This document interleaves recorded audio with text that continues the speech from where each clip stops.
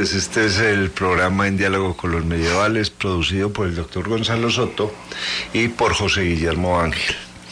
Doctor Soto, en estos días murió Ingmar Bergman.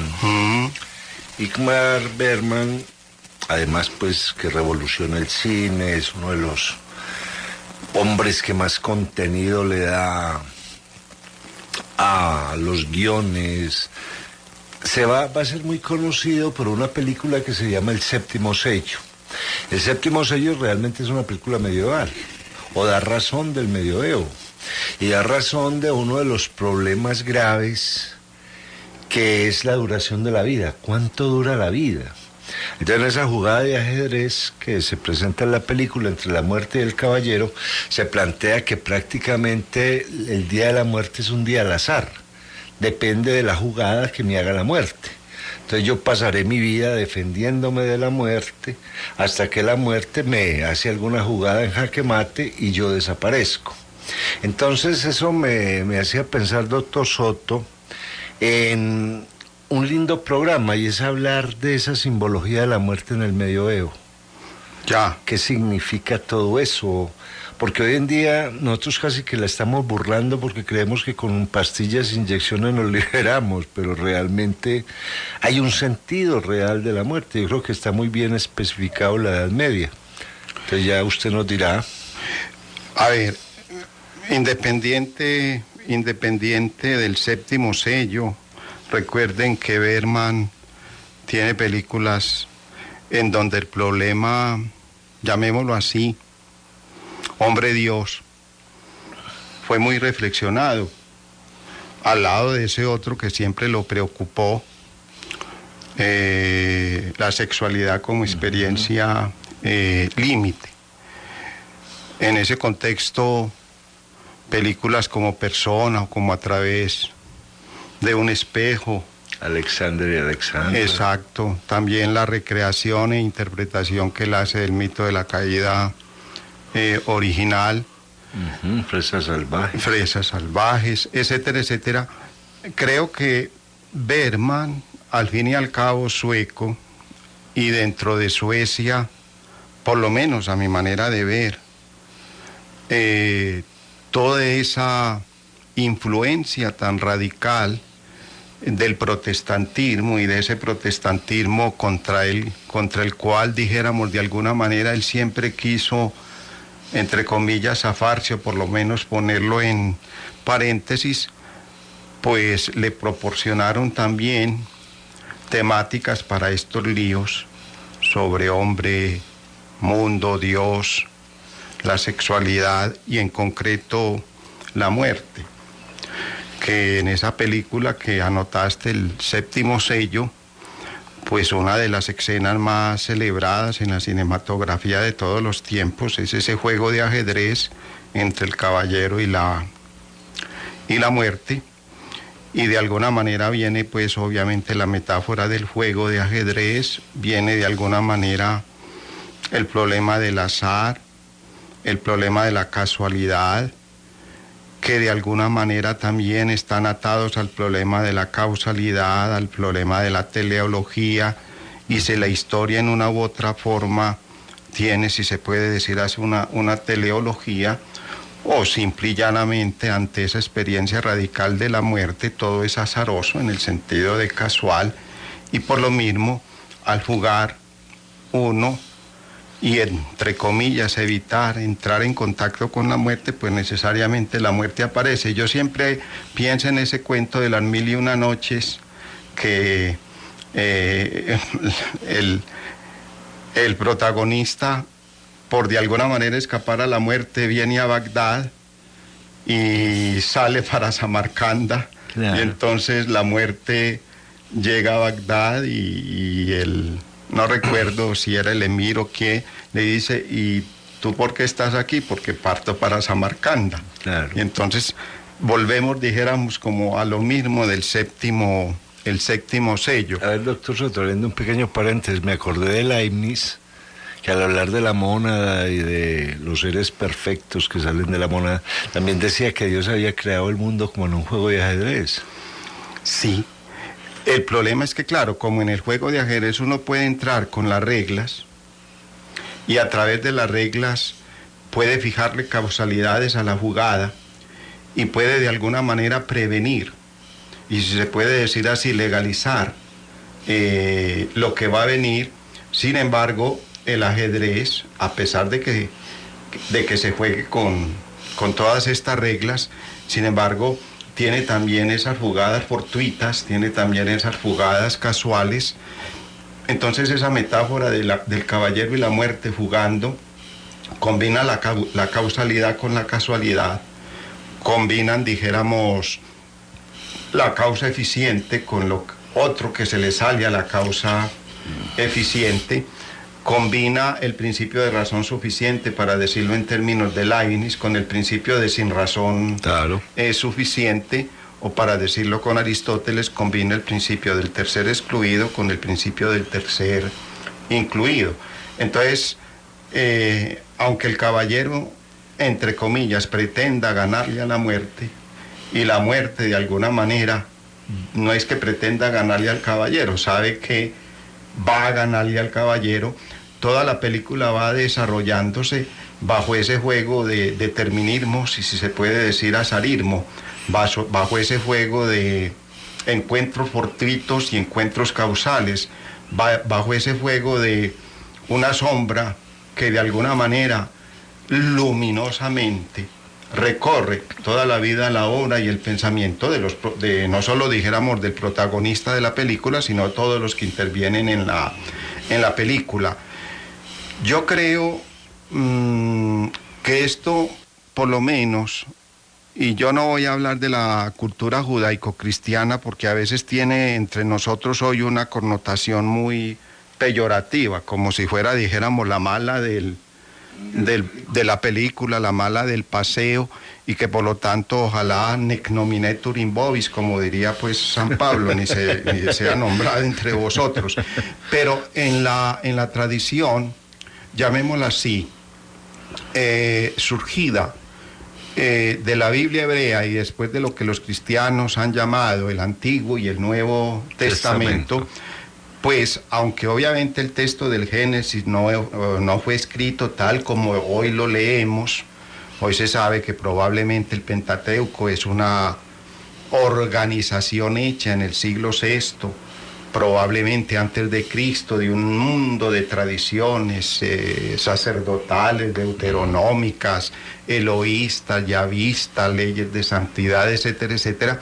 Sin embargo, los capítulos 2 y 3, ese bello poema de la caída original, que también suscitó pues una de las películas de Bergman, pues independiente de la lectura que se haya dado por parte de los rabinos o por parte de los teólogos cristianos, son mitos de la caída original, como el mito de la caja de Pandora en la cultura griega, y uno podría también ir a la cultura huitota, y uno pudiera también ir, dijéramos, a culturas analizadas en la rama dorada de Fraser, donde aparecen esos mitos de caída original, bajo ese juego de inocencia, caída. O sea, donde aparece el mal realmente. Claro, que es el problema en última instancia de eso que Paul Ricoeur ha llamado la simbólica del mal, y cómo esa simbólica del mal, en términos de símbolos, en cualquier cultura, siempre han sido expresados bajo esos líos de inocencia, caída, bajo esos líos de vida, muerte, bajo esos líos de bien, mal, bajo esos líos de ciencia, ignorancia, bajo ese lío, dijéramos, de buenas cosechas, malas cosechas. Malas cosechas, y cómo de alguna manera eso siempre, a la mancha, dijéramos, a la culpa, siempre aparece la idea de la salvación, de la redención, de la liberación, que en la tradición judaico-cristiana, pues obviamente remite a todos los mesianismos, incluido el mesianismo pues judaico, apocalíptico, y el mesianismo cristiano, como aquello que, dijéramos, desplaza la mancha original, gracias al Mesías interpretado en Jesús como el Cristos, el Salvador. Entonces, en ese contexto yo creo que el séptimo sello es, si se puede decir así, una recreación, entre comillas, ubicada en el medioevo, porque claro, aparecen las pestes, aparecen las cruzadas, aparece el ideal del caballero, aparecen los bufones, hasta muy lindo, la familia de los bufones en la Sagrada Familia, aparecen los monasterios, aparecen los trovadores, aparecen los, entre comillas, goliardos, aparece la poesía, aparecen los instrumentos musicales, aparece entre comillas, el escudero, pues el Sancho Panza del y casi caballero. Que el origen de la comedia del arte también. A pesar de que es una representación ya en forma renacentista, pero nace en esas fiestas de locos, en la fiesta de los burros. Claro, todo eso viene representado en forma magnífica y sobre todo en eso que a mí me fascina, que es el blanco y negro de Bergman. Yo no me imagino el séptimo sello, no me lo imagino. En colores. En colores, no. Pues es que no cabe. Bueno, pero independiente de esas cosas técnicas en que pues tal vez yo no puedo decir mucho, yo creo que independiente de la colocación en el mundo medieval, para mí el séptimo sello es la puesta en escena de las experiencias límites de lo que hemos llamado aquí el mito de la caída original. Fíjense que en el mito de la caída original, inmediatamente viene, dijéramos, después de la caída, pues después aquí no quiere decir cronológicamente, sino dijéramos casi que una estructura metahistórica, es decir, mítico-simbólica.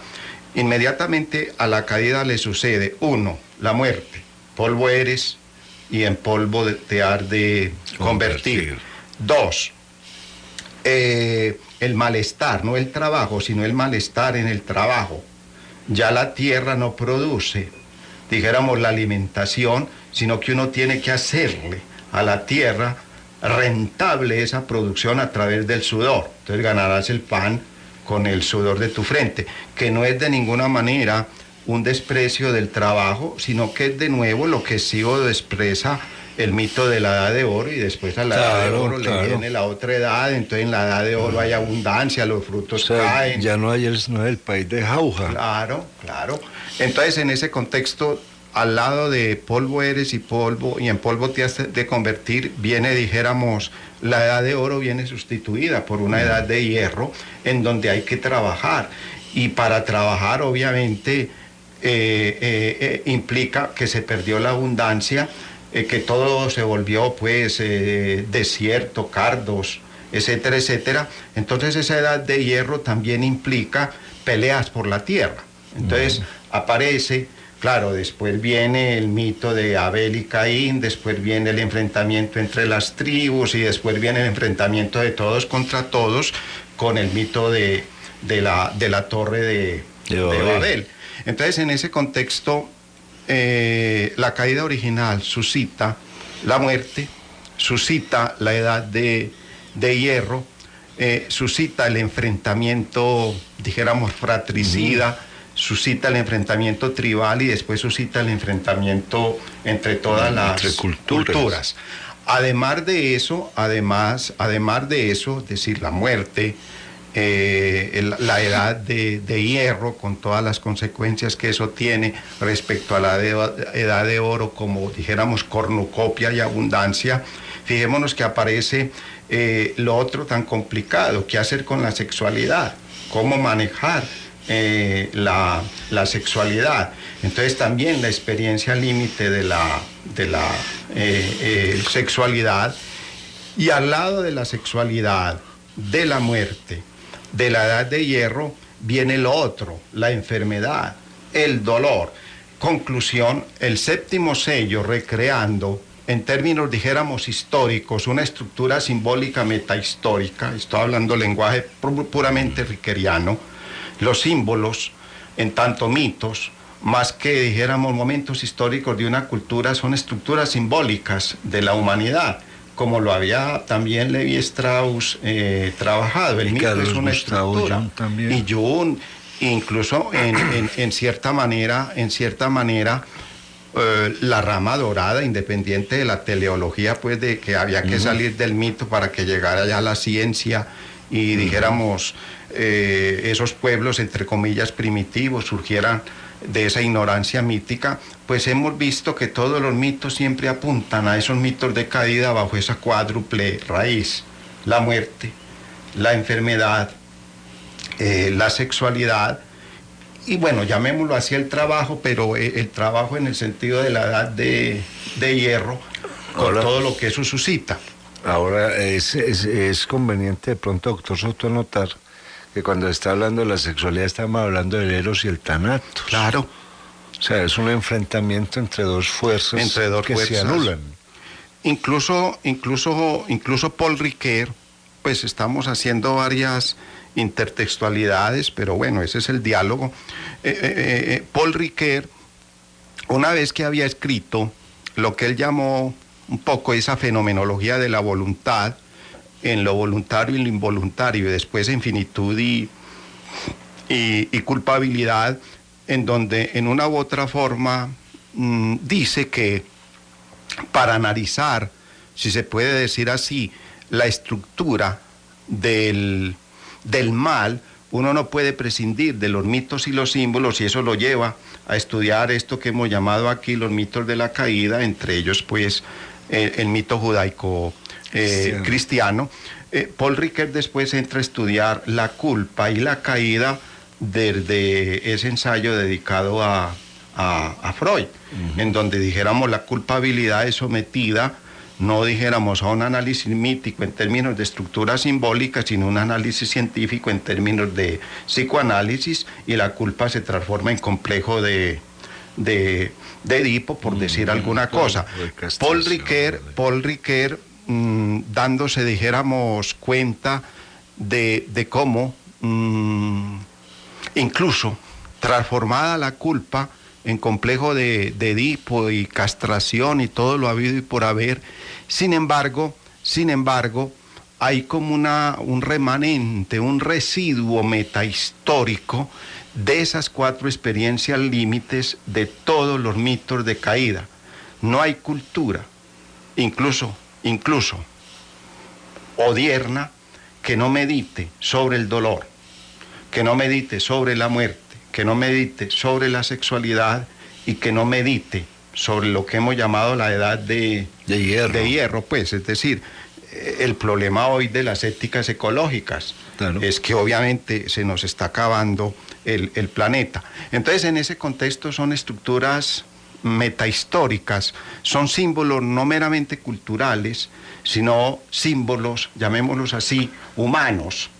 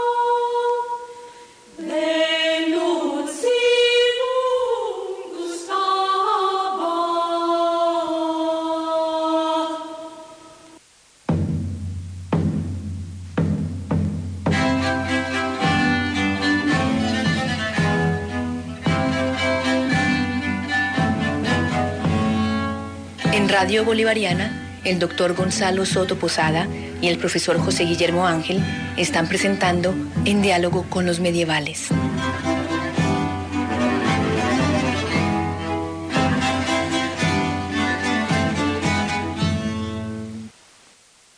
Doctor Soto, ya que estamos hablando de símbolos, qué bueno sería que dedicáramos un trocito de este programa a los símbolos del ajedrez. A ver, el ajedrez como lo conocemos hoy, no en manos de coleccionistas que tienen figuras de la India, figuras rusas, sino el tradicional. El tradicional trae una torre, trae un caballo que representaría al caballero, trae un alfil que sería el obispo, trae un rey y una reina y después ven y se repite la misma figura, así después unos obreros que estarían representando campesinos, comerciantes, etcétera, etcétera.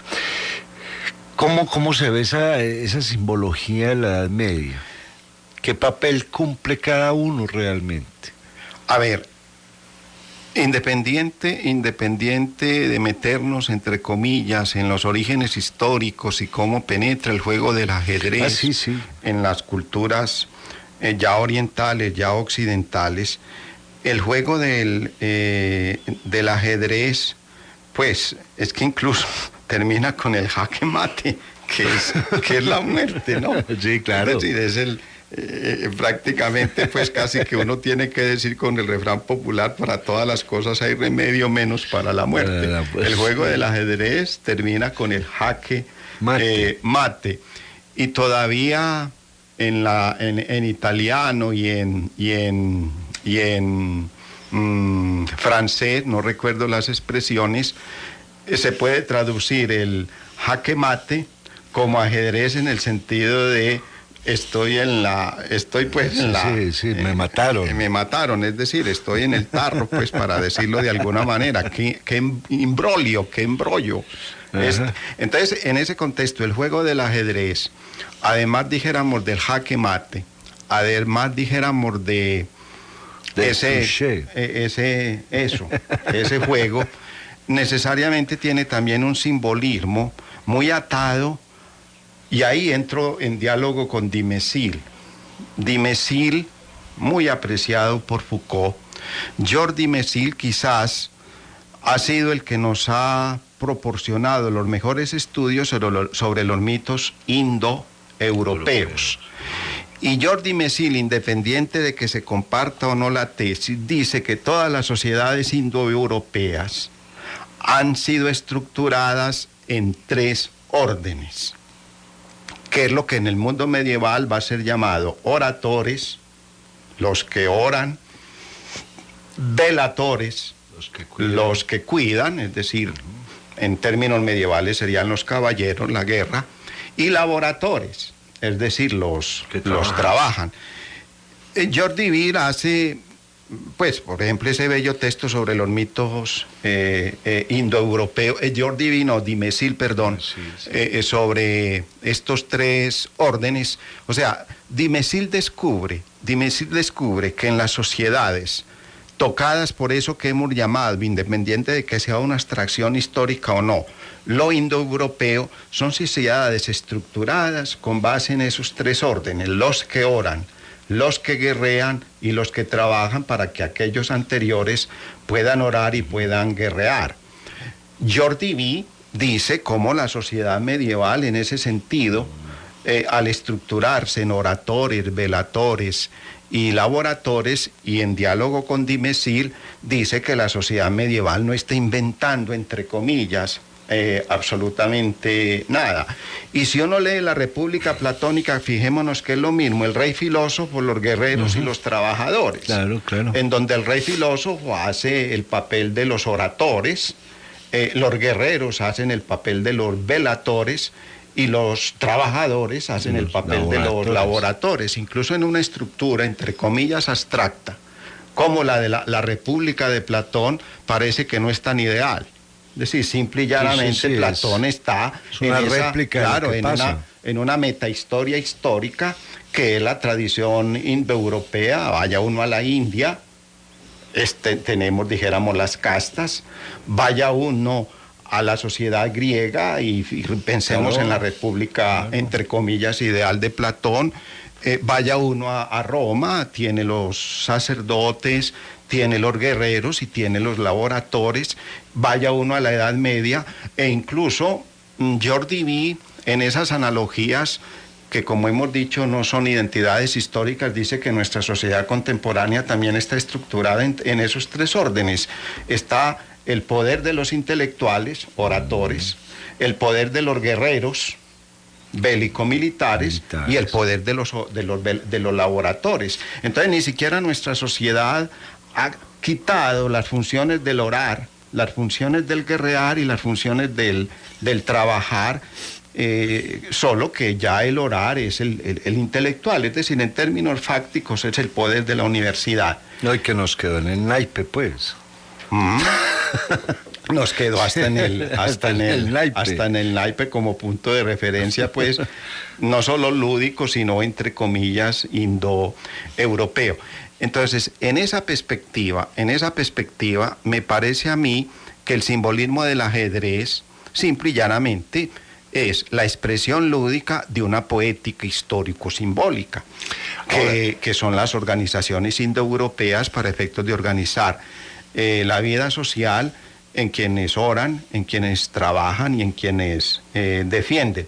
Ahora, que eso sea bueno o malo, pues eso obviamente ha suscitado todos los líos habidos y por haber, pero el problema es que los humanos no nos hemos inventado otras tres funciones para efectos de lo social, lo económico, lo político, es decir, para efectos de las mediaciones simbólicas. Hay quienes oran, hay quienes defienden y hay quienes trabajan. Doctor Soto,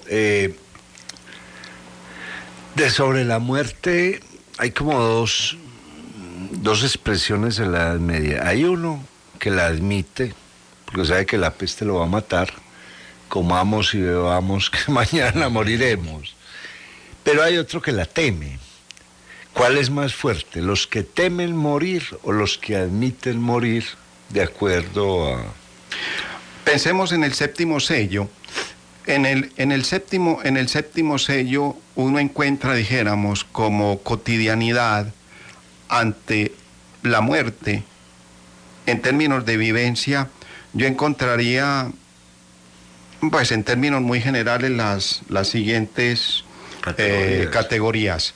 Uno, los que de alguna manera, frente a la peste, y entendida la peste no solo en la materialidad de la peste que está circulando por Europa, sino la peste en el sentido del dolor, la enfermedad. 4 caballos del Apocalipsis. Eso, pues. Todo eso.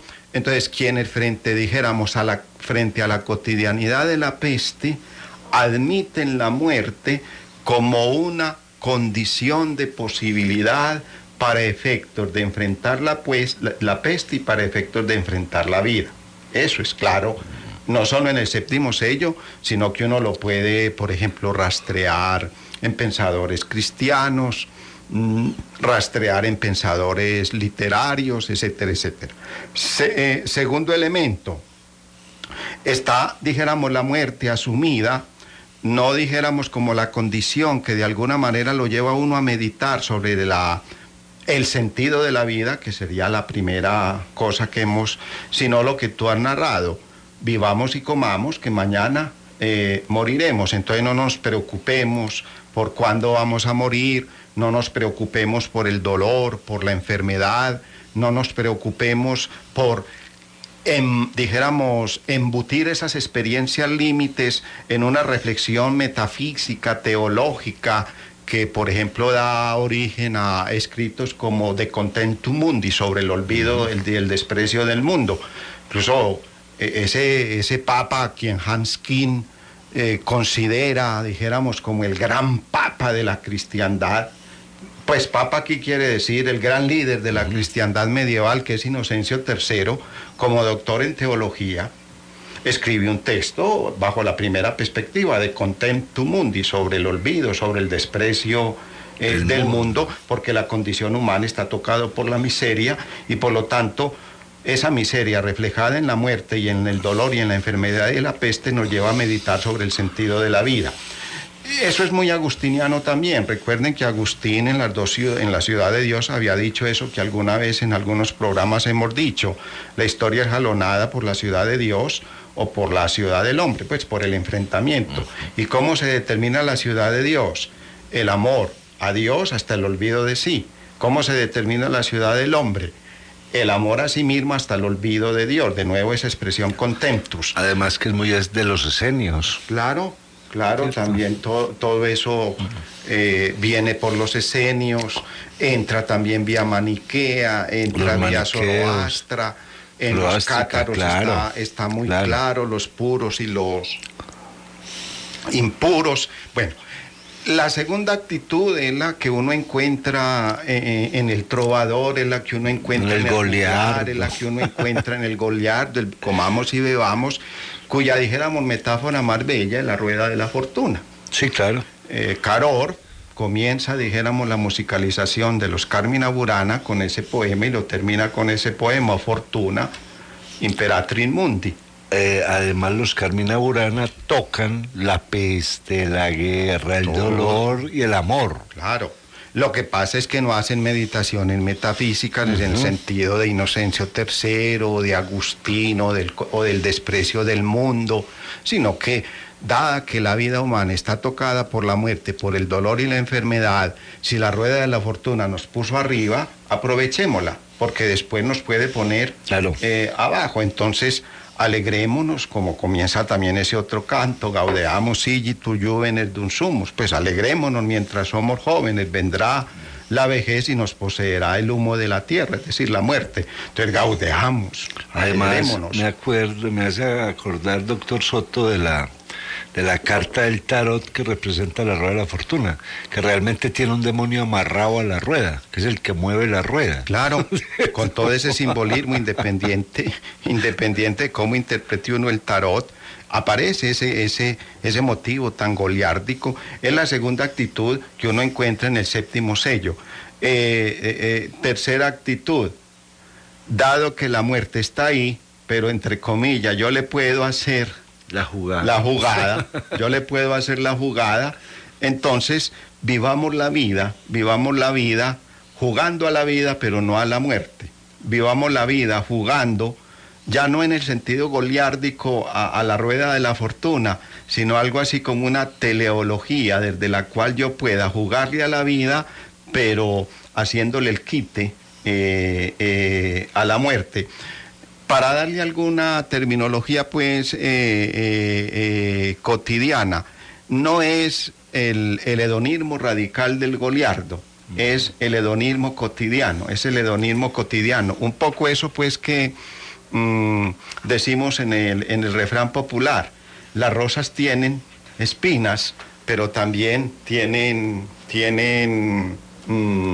rosales, rosas, pues, claro. Rosas, claro. Entonces no hay rosas sin espina. ¿Para qué preocuparnos de las espinas cuando de alguna manera están nos quedan rosas? Claro. Y finalmente, la actitud radicalmente también muy medieval de la penitencia, de la oración, representada en las procesiones y en los penitentes que prácticamente recorren todo el séptimo sello, el crucifijo adelante, el incienso, la oración, el golpearse a través del azote, la meditación, el símbolo mismo del monasterio como aquello en donde se medita sobre la muerte. Entonces es la cuarta actitud. Incluso muchos cristianos medievales leyeron a Séneca desde eso. La filosofía es una meditatio mortis. La filosofía es una meditación sobre la muerte. Y en el Platón, leído por los medievales, se leía el Fedón, y desde el Fedón la filosofía como un aprender a morir. Entonces yo creo que el séptimo sello desarrolla todas estas actitudes medievales de abordar la muerte como, dijéramos, experiencia límites en términos metafísicos, como experiencia límite, pero en términos goliárdicos, como experiencia límite, pero en términos de la cotidianidad, zafémonos de las espinas, agarrémonos a las rosas, o en términos ya típicamente religiosos, simbolizado, dijéramos, en esos penitentes que recorren toda Europa, anunciando, dijéramos, el hacer penitencia, el convertíos, porque obviamente la muerte está ahí como punto de referencia. Ahora, la pregunta es, ¿el séptimo sello será una estructura medieval? O el séptimo sello, que claro, el séptimo sello, la película termina haciendo alusión pues al séptimo sello del Apocalipsis que se abre, y entonces al abrirse pues obviamente aparece todo lo habido y por haber en términos de mortandad. En términos de Pandora, claro, en términos de Paul Ricoeur, yo creo que eso no es una estructura medieval, eso es un símbolo metacultural, eso es un símbolo metahistórico. Todas las culturas ante la muerte juegan de esa manera, o juegan metafísicamente, o juegan religiosamente, o juegan goliárdicamente, o juegan, dijéramos, cotidianamente. Tú empezabas el programa diciendo que hoy nosotros, entre comillas, hemos puesto en epogé la muerte.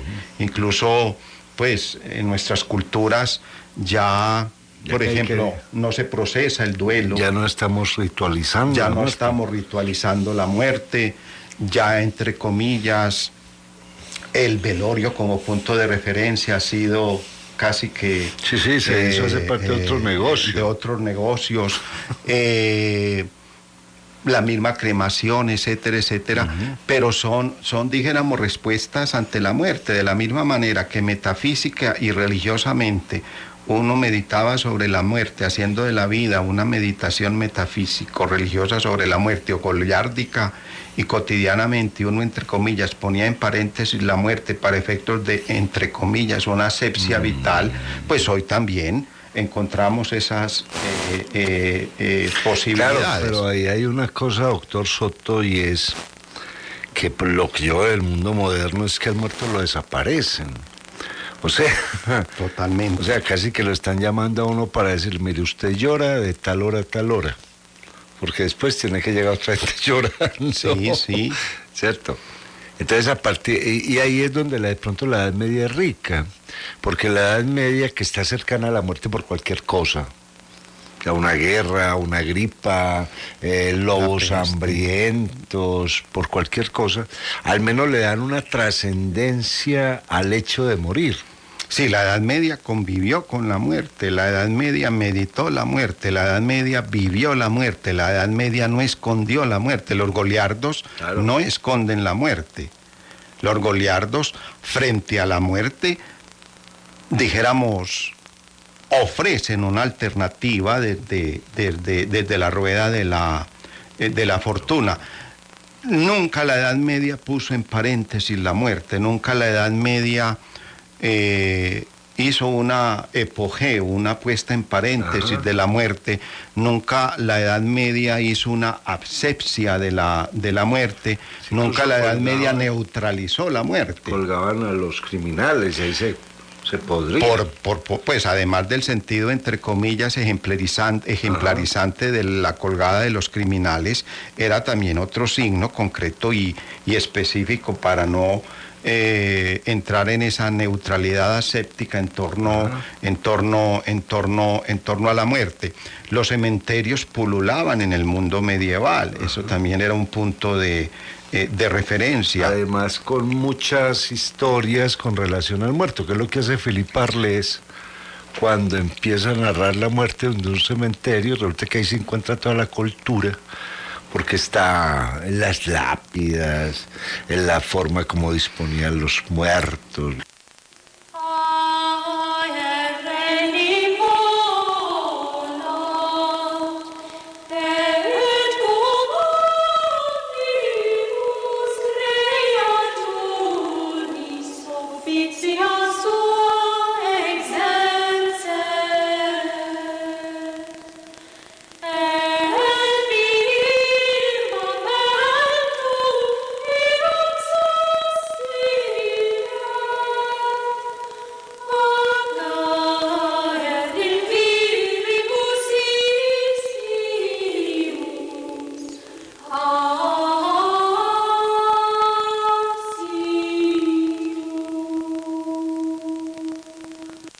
A nosotros, excepciones muy honradas, ya los epitafios en términos de tumba han también desaparecido. Incluso nos parecería pues un horror poner casi que un epitafio en una tumba. En el mundo medieval, toda tumba venía acompañada de un epitafio. Yo fui lo que tú eres, tú serás lo que yo soy. Por ejemplo, que todavía en muchos cementerios de tono cristiano en el mundo de hoy. Ahora, así como al lado de los monasterios y al lado de las catedrales aparecía el cementerio como punto de referencia que neutralizaba la asepsia frente a la muerte, en el séptimo sello, creo que, entre comillas, la dinámica cinematográfica Por ejemplo, de nuevo el blanco y el negro es un simbolismo también, dijéramos, no neutro, no aséptico, para efectos de mostrar cómo el séptimo sello no es un hecho apocalípticamente revelado por la cultura cristiana.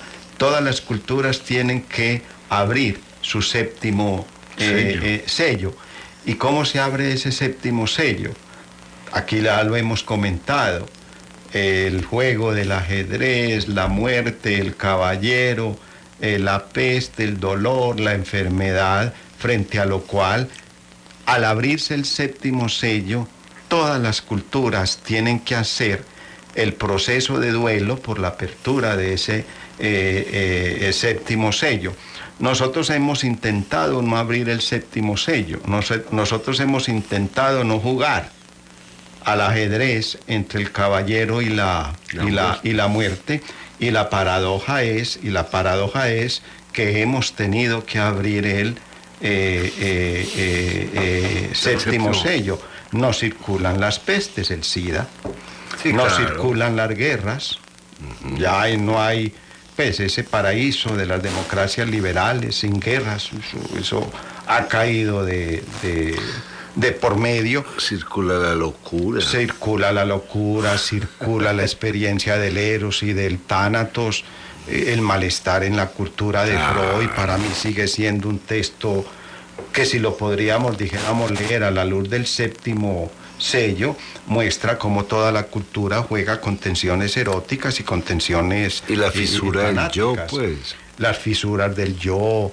Bueno, tantas experiencias que nosotros, dijéramos, hemos multiplicado, a pesar de que hemos intentado no abrir el séptimo sello, vía la ciencia, vía la tecnología, vía la abscesia, vía la neutralidad, vía la clonación, vía esto, vía aquello.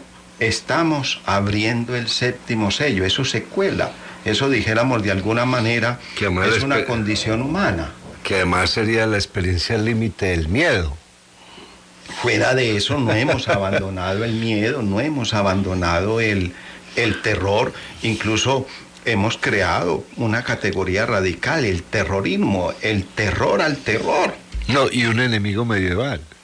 Y es un enemigo, entre comillas, medievales, es la lógica del nosotros y, claro, las cruzadas de contra el eje del mal, claro, etcétera, etcétera.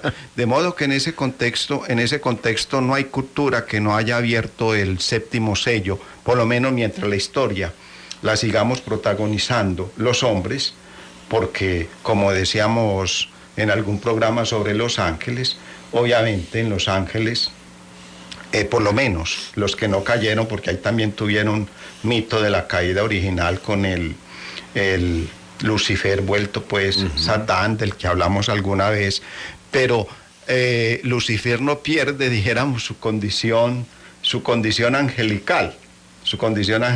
Él no pasa de la inmortalidad a la mortalidad. Sí, el problema del mito y de la caída original es que pasamos del estado de inocencia en términos de edad de oro al estado, dijéramos, de fragilidad y labilidad en términos radicales. Entonces, mientras la historia la sigamos protagonizando los hombres, la finitud humana como condición inherente a la naturaleza humana siempre experimentará labilidad, fragilidad, y obviamente modos de abordar esa fragilidad y esa labilidad, el juego, por ejemplo, los goliardos, etcétera, la oración. A ver, una última pregunta por hoy, para que cerremos el programa.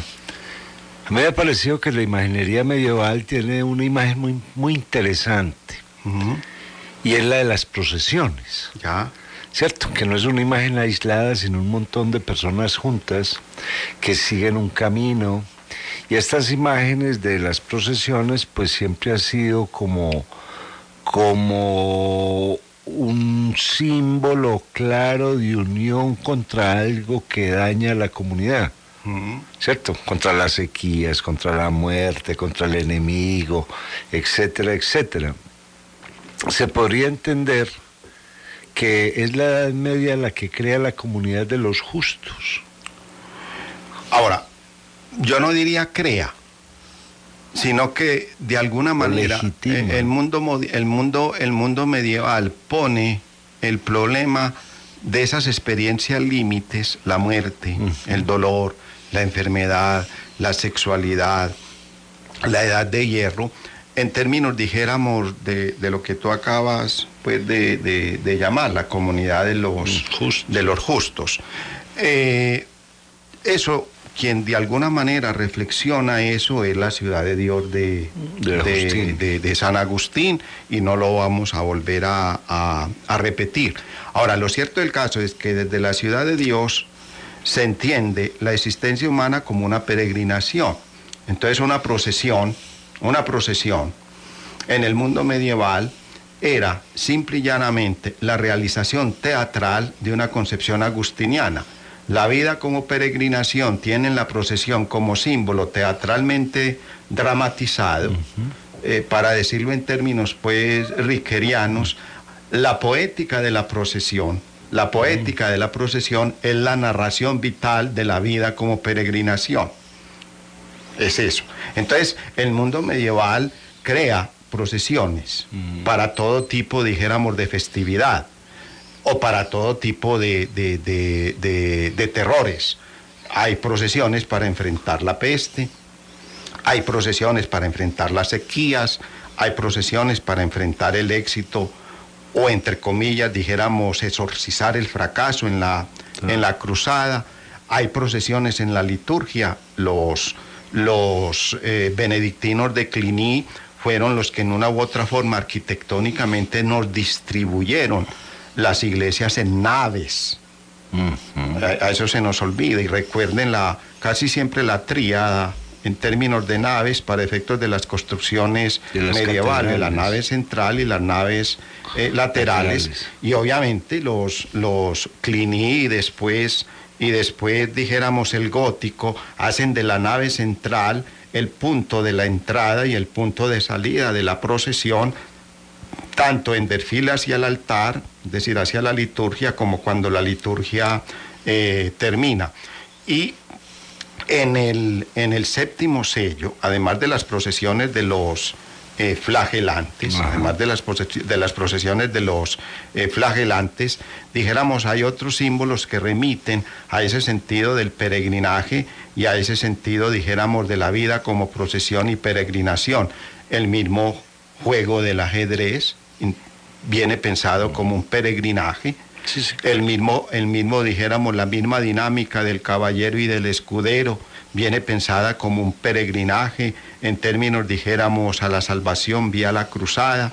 Incluso el mismo blanco y negro. El mismo blanco y negro viene pensado como realización, dijéramos, formalmente cinematográfica, como dijéramos peregrinaje, y la apertura del séptimo sello es un peregrinaje, es decir, se abre el séptimo sello no al comienzo ni al fin, sino que el séptimo sello se está peregrinando desde el inicio hasta el fin, y en ese contexto el símbolo de la procesión simple y llanamente es la puesta dramática, es decir, es el tiempo y la narración de una concepción que Agustín había desarrollado para la historia como peregrinación desde la creación, pasando por la encarnación hasta el juicio final. Y que se podría de pronto leer también como la muerte una peregrinación hasta la resurrección, porque todos creen en que van a resucitar. Claro, ese sería, dijéramos, la otra dimensión, la otra dimensión del juego de la muerte, que en el cristianismo opera bajo la escatología de la resurrección. Vea, independiente de los escritos neotestamentarios, y ahí creo que tú, Memo, nos puedes, recuerden esa metáfora del capítulo 37 de Ezequiel, la de los huesos secos que revivirán. El profeta es transportado, dice el texto, a una manga, bueno, perdonen la traducción, es un valle, Después ustedes hablarán del Valle de Josafat Sí, como claro. el lugar de la... El juicio final, de la batalla final de Armagedón. Claro. Entonces, ese capítulo 37 de Ezequiel está en el siglo VI, antes de Cristo. ¿Qué está sucediendo en Grecia? Órficos y pitagóricos están pensando la inmortalidad, Sí, están claro. pensando la vida como ascesis, están pensando la reencarnación, están pensando todo eso que en una u otra forma es qué sucede después de la muerte. Pues Ezequiel, estamos en el exilio, es un poeta del exilio, independiente que el En texto haya Babilonia, sido escrito claro. en Babilonia o después del regreso. Entonces viene esa metáfora de los huesos secos que resucitan, que... Ahí sí cabe decir que se encarnan. Que eso, incluso la metáfora es esa, toman piel, toman músculo, van creciendo, y siempre bajo esa fórmula que se llama la fórmula del oráculo, es palabra de Yahvé, es oráculo de Yahvé, así me lo dijo Yahvé. Entonces esos huesos secos resucitarán. En la analítica cristiana primitiva de la Iglesia es quizá la primera puesta en escena de la idea de resurrección a la manera ya neotestamentaria bajo la figura del Cristo. Que además por eso había que enterrar los cuerpos. Claro, claro. No podían cremar ni... Y ese sentido, dijéramos, del miedo, por ejemplo, de la cultura judía a que un cuerpo quedara desenterrado. Sí, sí, claro. Por todo esto. Ahora, eso ha suscitado muchos debates, quienes piensan que los huesos secos son el resto de Israel que regresó del exilio a la No, pero hay otra a la metáfora, tierra. porque una de las maldiciones, por ejemplo, de Maimónides, era y que sus huesos sean molidos. O sea, para negarle la posibilidad de la resurrección, ¿cierto? Bueno, lo cierto del caso es que Ezequiel, en el siglo VI, ya está pensando con ese bello poema del capítulo 37, lo de los huesos secos. Ahora, recuerden que sequedad en el mundo judío, el otro de humedad, es decir, es la muerte, Sí, claro. es la muerte radical. Claro. Entonces eso,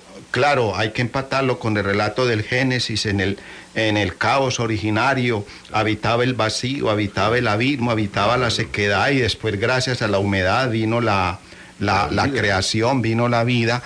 Entonces, claro, independiente de cómo se interprete la metáfora tan bella de los huesos secos revividos, de los huesos secos resucitados, lo cierto del caso es que tanto en la tradición de la Biblia hebrea como en la tradición cristiana, la resurrección es el punto de referencia del peregrinaje.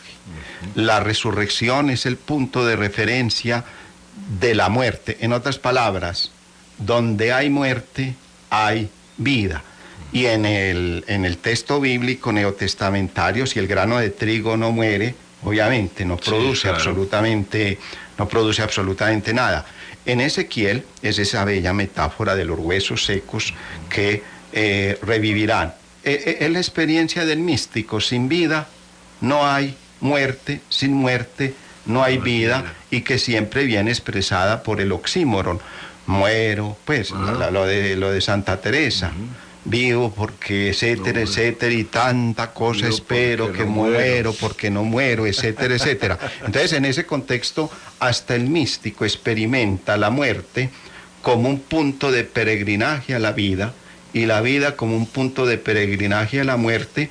Ahora, eso también lleva a los tiempos cíclicos de las culturas. Eso lleva también a la concepción de los ritos de fecundidad y de fertilidad, claro, para efectos, por ejemplo, dionisíacos en Grecia. De modo que ahí hay una No, y si lo estructura llevamos- simbólica. Y si lo llevamos a las cartas medievales, toda muerte es un cambio. Toda Pero no muerte es un final, cambio, no pero es un nunca final. no es un final. La liturgia cristiana lo dice muy bellamente. La vida no termina, se Cambia. transforma. Obviamente que estas son metáforas y son opciones de fe, y desde Wittgenstein son juegos de lenguaje. Creo en la resurrección de los muertos, que, como hemos dicho en otros programas, no nos atreveríamos a ridiculizar como juego de lenguaje.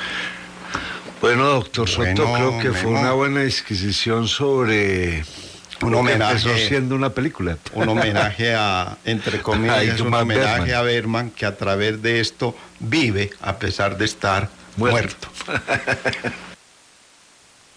Dominus vobiscum, et cum spiritu tuo.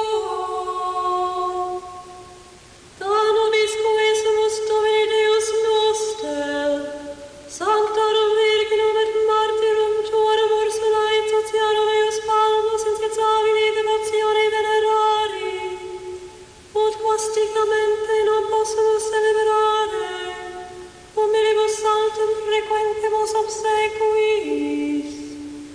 Per Dominum nostrum Iesum Christum, Filium Tuum, qui tecum vivit et regnat in unitate Spiritus Sancti Deus. Deo gratias. Dominus vobiscum, et cum spiritu tuo.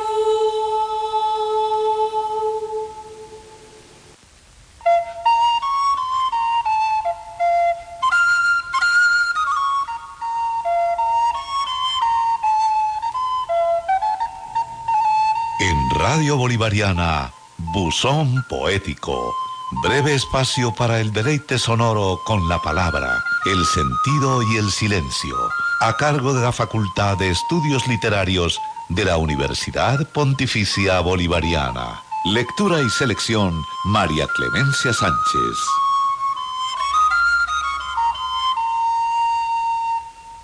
Nuestra invitada hoy a Buzón Poético es Fadwa Tuqan, poeta y narradora palestina nacida el 1 de marzo de 1917 en Nablus, antiguo Imperio Otomano. Es considerada la poeta palestina, la madre de la poesía palestina o simplemente la dama de la poesía palestina, títulos conferidos por la crítica de manera póstuma ante el paulatino y apenas reciente reconocimiento de su obra literaria. Creció en el seno de una familia aristocrática, tradicional y muy cristiana, cuyo padre daba poco valor al rol de la mujer por fuera del hogar y la casa, de allí que para ella fuera particularmente difícil poder acceder al mundo de las letras y poderse expresar desde el arte mismo. De hecho, fue su hermano menor, Ibrahim Tuqan, también poeta, quien hizo posible su ingreso al mundo académico y literario. Ibrahim estudió en la Universidad Americana de Beirut y desde allí le abrió el camino a su hermana. Contra la voluntad de su padre y hermano mayor, se la llevó a estudiar con él a Jerusalén. En 1946 publicó su primera colección de poemas titulado Mi hermano Ibrahim, una biografía dedicada a la vida de su hermano menor, sin duda alguna una figura decisiva en el despertar de su vida. Desafortunadamente, Ibrahim murió prematuramente en un accidente de tráfico en 1941. Con la creación del Estado de Israel en 1948 llega la Nakba para los palestinos y con ella un gran éxodo.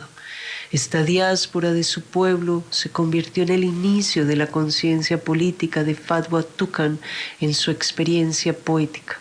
En 1952 publica Sola con los días y en 1962 se va a Londres a estudiar lengua y literatura inglesas en la Universidad de Oxford, etapa que supuso una revolución tanto a nivel personal como poético. Diríamos que es el momento en que toma conciencia de su tradición poética en lengua árabe y su lugar como mujer dentro de una tradición que ha privilegiado a los hombres. Fadwa Tuqan murió el 12 de diciembre de 2003 en la ciudad de su nacimiento, hoy Estado palestino, y de ella compartimos hoy en Buzón Poético dos bellos poemas suyos. Solo quiero estar en su seno, solo quiero morir en mi tierra, que me entierren en ella, fundirme y desvanecerme en su fertilidad, para resucitar siendo hierba en mi tierra, resucitar siendo flor que deshoje un niño crecido en mi país, Solo quiero estar en el seno de mi patria, siendo tierra, hierba o flor. Salió la luna. En mis senderos solitarios se arrastra la montaña de la noche, se agrieta la tierra sedienta sobre la que camino, se ablanda, se escapa, no, se compacta, huye de mis pies la tierra mía. Mi sendero lo corta la línea de fuego, lo ciñen campos de minas, lo sitian puestos de control, los monstruos de la noche persiguen hasta las sombras del camino, desgarran hasta los labios de un niño. Tú canta en el sendero, quiero vivir, estoy a merced de la noche, aquí donde la patria es exilio y exclusión, estoy abatida por la desgracia. Dime, luna mía, ¿cómo llegaste hasta mí?